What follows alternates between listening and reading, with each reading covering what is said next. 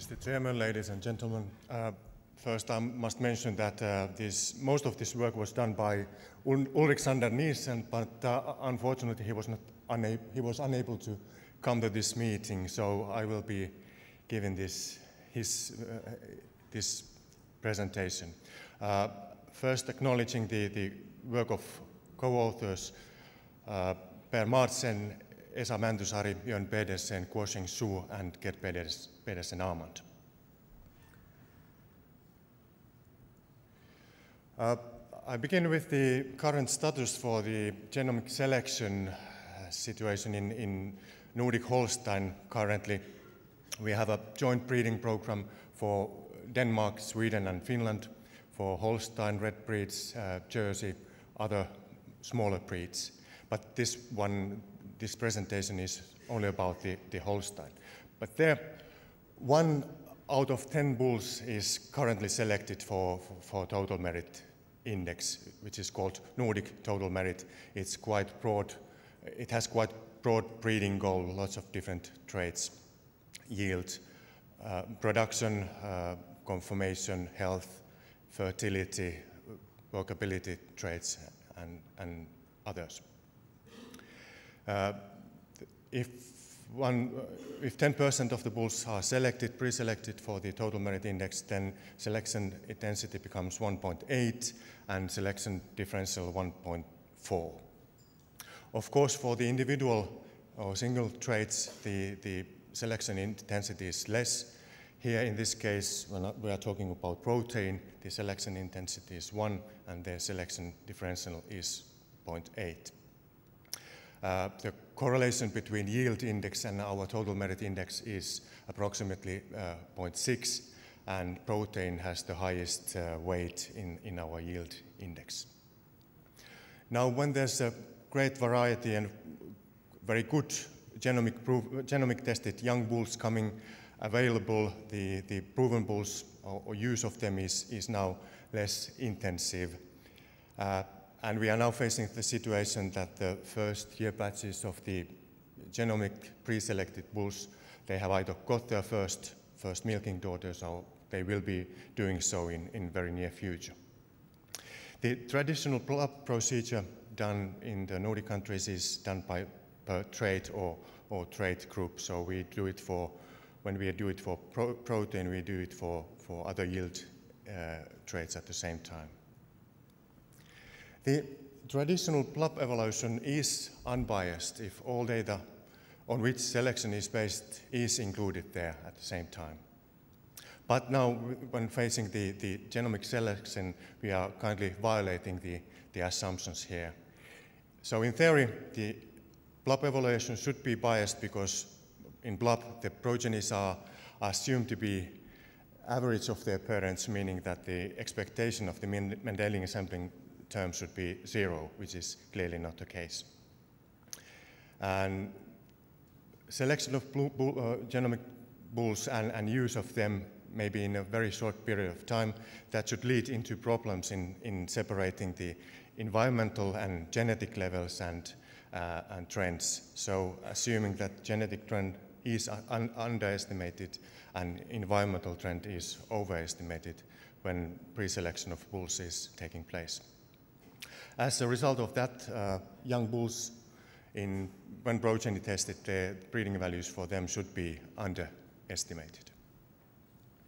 So we are facing now the important question, actually, how robust is our current evaluation model against this selection which is there and which is not accounted for. There are two points where we can have troubles in trend estimation of the genetic part and then the trend estimation of the environmental part. Now when we are clearly selecting for Mendelian term, also not just selection of parents, then the genetic trend estimation could be wrong. And using of these pre-selected young bulls, that might affect also the trend estimation in PLAB evaluations, since they tend to be, or should be, or maybe will be used in very short of period of time. And trend estimation for the environmental part, we use information from animals from different generations, birth years, which are producing in the same environment classes. First crop daughters versus second crop daughters there at the same time, and same bulls having daughters in several years, and same bulls having records in several years. So these 2 points could cause problems in traditional BLUP evaluation with pre-selection of bulls. So the objective of this simple exercise was to test the effect of bull second crop daughter information for the robustness of the model, and also try to test the effect of genomic selection on accuracy on evaluation, and try to mimic the effect of bias from pre-selection on real data on a very strongly selected trait, which is protein here, which is the most strongly selected trait, I guess. The material and data used for this exercise was Nordic TestA model data for production traits.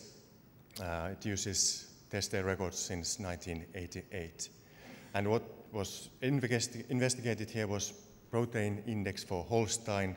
The protein index with what we use is a relative index, which have a base of 100 and standard deviation of 10 index points. Here the base was chosen so that it was it constituted from cows born in 1990 and 1991.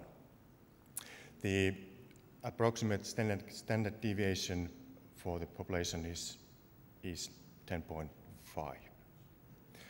So we did the what we call routine evaluation, which is exactly the same as our normal routine evaluation, but the base was slightly different. And all the other scenarios, which we had 4 altogether, they were then compared, the results from those test runs, they were compared to this routine evaluation. The first scenario here in purple was that we tried to mimic the pre-selection of young bulls, and here we used bulls born 90 to 2003.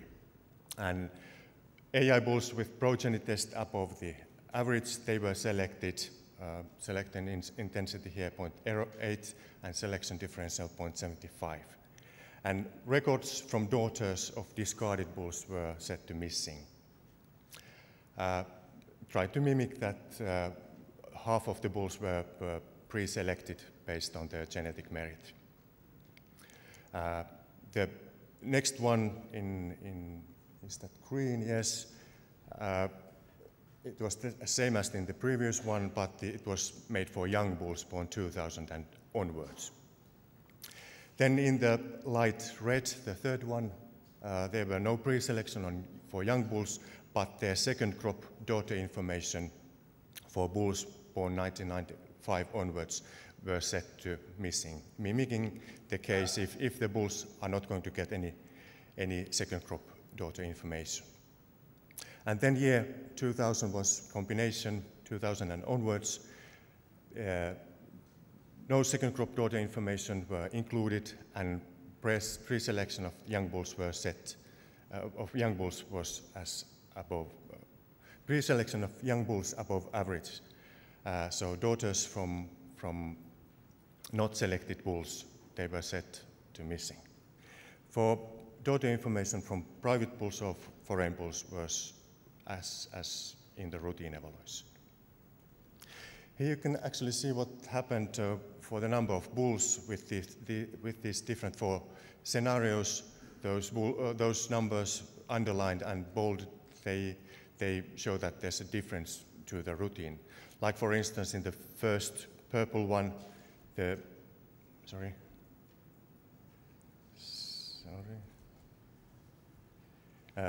purple one, there was pre-selection of young bulls born 1990 to 2003. Half of the bulls were, or their daughter information were discarded. So you can see that there's much less bulls in this purple. In green one, there's equally amount of bulls in the beginning, but then in the latter part from 2000 onwards, there were less than in the routine one. In the light red, the number of bulls is it equals the one in the routine evaluation. And in the last one, the changes are in 2000 onwards. And here are the effects of this discarding either bulls or their second crop daughter information. This shows what happens to the group sizes of these bulls. Then we compare the genetic trends from these different scenarios and compare it to the routine evaluation. The routine here is marked with black. You can hardly see it since it is below the other ones. The purple one is the one that we had pre-selection from 1990 to 2003. You can clearly see that the genetic level is different, and maybe you can also see some extent that the genetic trend is slightly different. The green one is also where we had this pre-selection.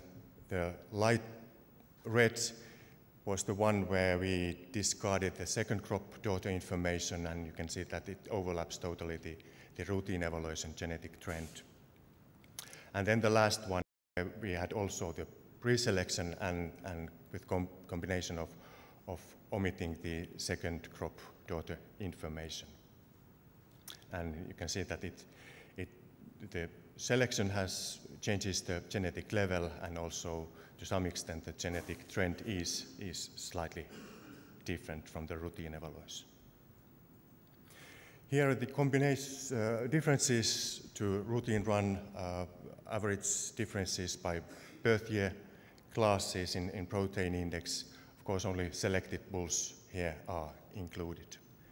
So you can see that the genetic trend seems to be somewhat smaller with this pre-selection and omitting second crop daughter information. The largest one is the dark blue one, where we had both the pre-selection and omitting the later second crop daughter information, that scenario one.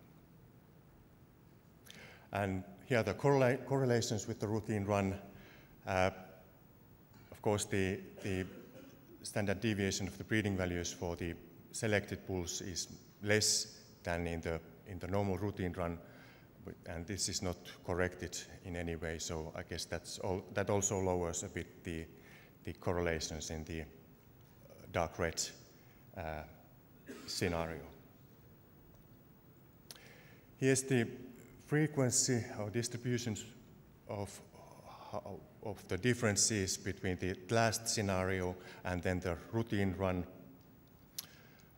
for bulls born after 2000 and with no second batch daughter information included.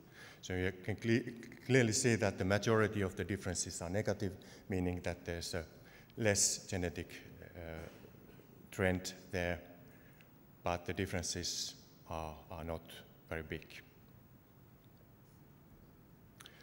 Finally, conclusions. Pre-selection of young bulls with a reliability of 90% and a selection intensity of 0.8 has a negative effect on the genetic trend as expected. The bias is in expected direction, so meaning that the trend is underestimated. But the effect was less than maybe expected. Omitting second crop daughter information, it has only little effect on the trend. But then combining pre-selection of young bulls and in combination with omitting second crop daughters, that had the biggest effect, but still it was not very, very big. When we are using, at least in the current situation, we are using the genomic tested bulls normally as test bulls. They produce offspring. Some of them are then further used as elite bulls, still based on their genomic information, and afterwards they are still used as elite bulls based on their daughter information. So when genomic selection will take place, these genomic selected bulls will be used over a longer time span, and some of them even as proven bulls. So based on these results from this exercise, it looks like the genomic selection will not totally ruin our traditional estimation of breeding values, at least in the beginning of the starting the genomic selection. Thank you.